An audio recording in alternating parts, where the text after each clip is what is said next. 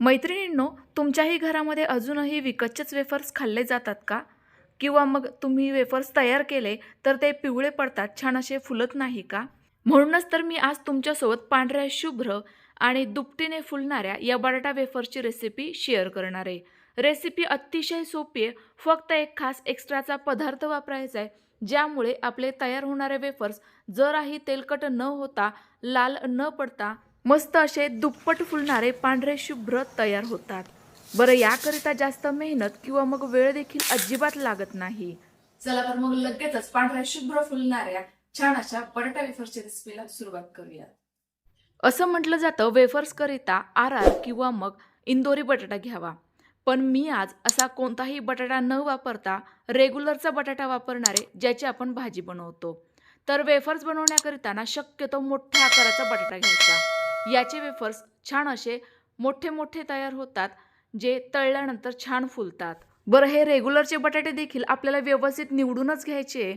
तर या बटाट्यांमध्ये देखील काही बटाट्यांचा हिरवटसर रंग असतो. असे बटाटे घ्यायचे नाहीत. ते बटाटे कोवळे असतात, त्यांच्यामध्ये स्टार्चचं प्रमाण जास्त असू शकतं.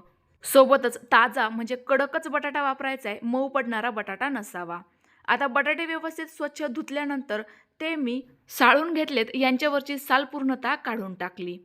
आता आपल्याला हे साळलेले बटाटे लगेचच पाण्यामध्ये टाकायचे, कारण या बटाट्यांमध्ये देखील स्टार्च असतं. यामुळे बटाटा लवकर काळा पडू शकतो. संपूर्ण बटाटे व्यवस्थित साळून घेतल्यानंतर लगेच यांचे आपण वेफर्स बनवून घेऊयात. तर वेफर्स करता बघा, माझ्याकडे अशा पद्धतीची किसणी आहे. या किसणीवर आपण बटाटा थोडासा तिरका ठेवायचा.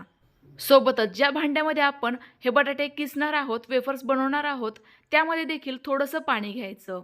यामुळे आपले किसलेले बटाटे देखील अजिबात काळे पडणार नाही. आता बटाटा बघा थोडासा तिरका धरून मी अशा पद्धतीने किसून घेतेय. बटाटा तिरका धरल्यामुळे वेफर्स आपले आणखी थोडेसे लांब किंवा मोठ्या आकाराचे तयार होतात.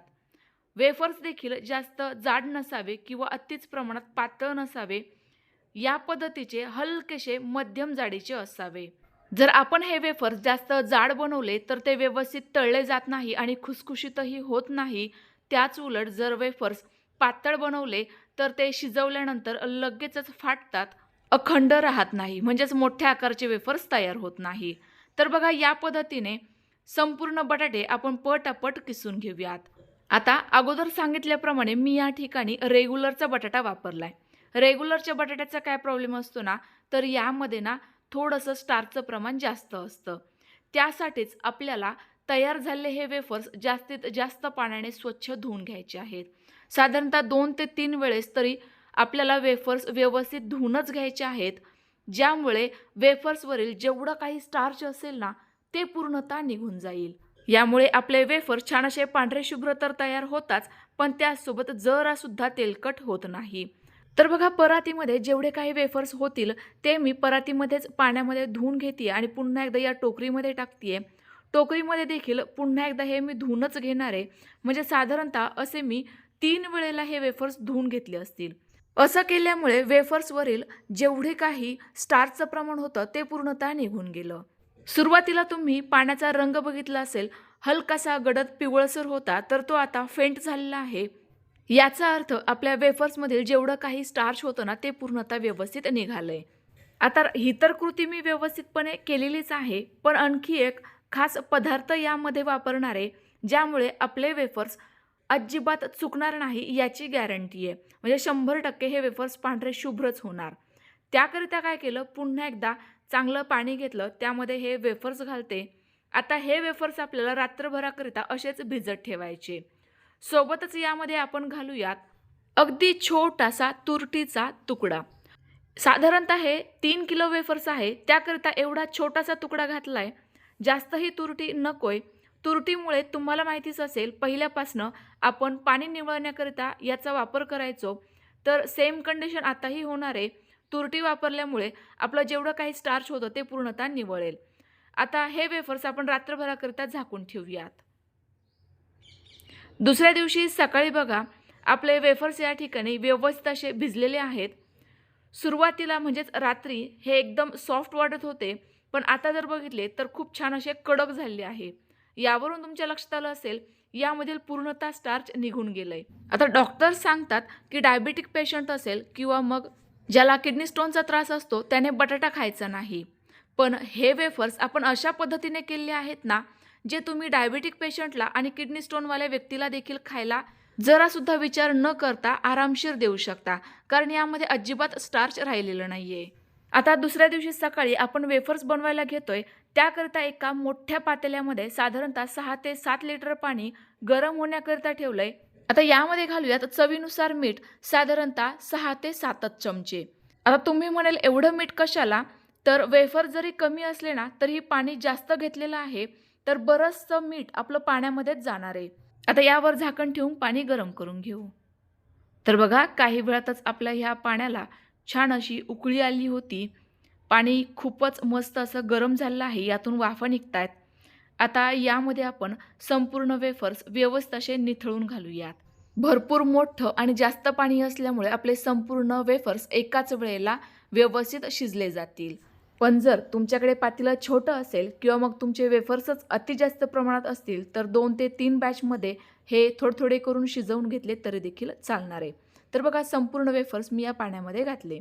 तुम्हाला जरी या वेफर्सचा रंग आत्ता सध्याला पिवळसर वाटत असला तरी देखील तुम्ही एंडचा रिझल्ट सुरुवातीलाच पाहिलेला आहे. आपले हे वेफर्स खूप छान असे वाळल्यानंतर पांढरे शुभ्रच तयार होतात. आता हे आपण 1 ते 2 वेळेला व्यवस्थित असे हलवून घेऊयात, जेणेकरून संपूर्ण वेफर्स एकसारखे व्यवस्थित शिजले जातील. आता आपण हे कितपत शिजवायचे ते बघूयात. तर गॅसची फ्लेम मी सध्याला मध्यम ठेवली आहे आणि वेफर्स 1 ते 2 वेळेला व्यवस्थित हलवून घेते. तर सुरुवातीला वेफर्सचा रंग आणि आता बघू शकता आपले वेफर्स हलकेसे ट्रान्सपरंट झाल्यासारखे दिसत आहेत. तर यातील एक वेफर्स तुम्हाला मी बोटांवरही दाबून दाखवते.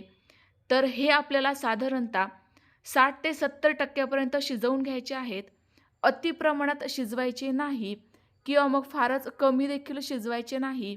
साधारणतः एखादा वेफर्स दाबल्यानंतर हा पटकन तुटायला हवा. बघा या पद्धतीचा. इतपतच आपल्याला हे शिजवून घ्यायचे आहेत. बघा तोडूनही दाखवते. पटकन हा व्यवस्थित असा फाडला गेलाय. यावरून समजायचे आपले वेफर्स अतिशय व्यवस्थितरित्या हे शिजले गेले आहेत. गॅस बंद करूयात आणि लगेचच हे वेफर्स पाण्यातून निथळून एखाद्या चाळणीमध्ये काढून घेऊ, जेणेकरून जेवढं काही यातील एक्स्ट्राचं पाणी आहे ना ते व्यवस्थित निघलं जाईल. यामुळे आपल्याला वेफर्स वाळू घालायला म्हणजे सुकवायला टाकायला सोपं पडेल. एक्स्ट्राचं पाणी निथळण्याकरता एक चाळण घेतली आहे आणि त्याखाली परात ठेवली आहे. यामुळे वेफर्स पटकन थंडही होतील आणि यातील एक्स्ट्राचं पाणी देखील व्यवस्थित निथळून जाईल. तर बघा फक्त 3 किलो बटाट्यांचे मी हे वेफर्स केले तरी देखील भरपूर प्रमाणामध्ये तयार झाले आहेत. आता हे लगेच आपण सुकायला टाकूयात. तर बघा हलकेसे आपले वेफर्स कोमट झाले आहेत, त्यामुळे खूप छान असे मोकळे सुटसुटीत झालेत. लगेचच ते मी सुकायला घालते. सुकण्याकरिता एक साडी अंथरली आहे आणि हे वेफर्स शक्यतो उन्हामध्येच सुकवायचे, ज्यामुळे वेफर्सला रंग काळपट येत नाही आणि हे एकाच दिवसात व्यवस्थित असे वाळले देखील जातात. पण जर तुमच्याकडे उन्हाची व्यवस्था नसेल तर मात्र तुम्ही फॅनच्या हवेखाली सुकवले तरी देखील चालणार आहे. तर बघा वेफर्स फार पटापट आपल्याला व्यवस्थित असे सेपरेट टाकता येत आहेत. व्यवस्थित शिजवून घेतलेले असल्यामुळे वेफर्सचा अजिबात तुकडा पडलेला नाही आहे किंवा हे चिकटही झालेले नव्हते. संपूर्ण वेफर्स मी आता हे असेच एक दिवस उन्हामध्ये कडकडीत सुकवून घेते. दुसऱ्या दिवशी बघा माझे हे वेफर्स सुकून तयार झाले आहेत. भरपूर सारे पांढरे शुभ्र माझे हे वेफर्स या ठिकाणी तयार झालेत. यातील 2-3 वेफर्स मी तुम्हाला हातावरही घेऊन दाखवते. बघा किती छान असा पांढरा शुभ्र ट्रान्सपरंट आपला हा वेफर्स आहे. जास्त पातळही नाही आहे किंवा जास्त जाडही नाही आहे. लगेच आता हे आपण तळून बघूयात. तर वेफर्स तळण्याकरिता तेल हे नेहमी व्यवस्थितच गरम असावं. थंड तेलामध्ये वेफर्स तळले तर ते तेलकट होतात, तेल जास्त पितात. त्यामुळे या गोष्टीकडेही नक्की लक्ष द्या.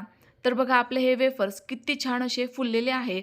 अगदी 5 ते 6च वेफर्स मी तेलामध्ये सोडले होते तरी देखील अगदी झाऱ्याभर हे फुलून तळून झालेत. मस्त असा पांढरा शुभ्रही रंग आलेला आहे आणि एकही वेफर्स बघा पिवळसर पडलेला नाही आहे किंवा लालसर रंग आलेला नाही आहे. मस्त असे पांढरे शुभ्रच तळले गेले आहेत. अगदी हे वेफर्स आपल्याला कोणत्याही प्रकारच्या टिश्यू पेपरवर देखील टाकण्याची गरज नाही आहे, कारण यांनी अजिबात तेल पिलेलं नाही आहे. त्यामुळे तुम्ही देखील माझ्या पद्धतीने यावर्षीच्या उन्हाळी वाळवणामध्ये हे बटाट्याचे वेफर्स नक्की ट्राय करून बघा. आलेले अनुभव किंवा मग काही प्रश्न असल्यास कमेंट्सद्वारे मला विचारू शकता. तयार झालेला वेफर्स तुम्हाला हातावर चुरगळून दाखवला तरी देखील हात देखील अजिबात तेलकट झाला नाही आणि खूपच मस्त असा खुसखुशीत हा वेफर्स तयार झालेला आहे. त्यामुळे व्हिडिओला एक लाईक तर नक्की करा आणि जास्तीत जास्त शेअर करा. पुन्हा एकदा भेटूयात. Bye bye.